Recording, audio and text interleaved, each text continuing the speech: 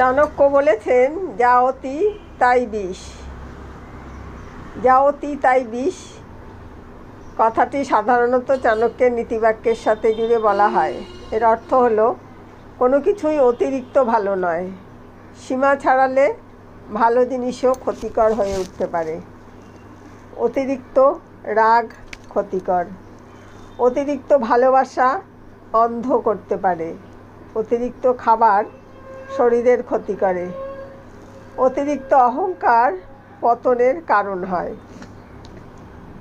এর থেকে আমরা এটাই বুঝলাম যে সংযম ও ভারসাম্য খুবই দরকার। সংযম। তিনি মনে করতেন, সফল ও শান্ত জীবন পেতে হলে আবেগ, ভোগ, রাগ, অহংকার সব কিছু।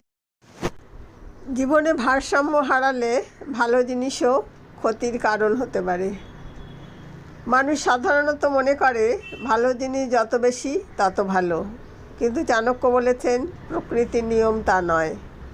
প্রতিটি কিছুর একটি সীমা আছে। সেই সীমা অতিক্রম করলে উপকার ধীরে ধীরে অপকারে পরিণত হয়।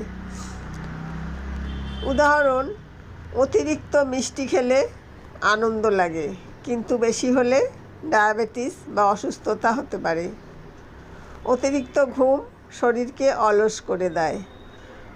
অতিরিক্ত আত্মবিশ্বাস মানুষকে ভুল সিদ্ধান্ত নিতে বাধ্য করে।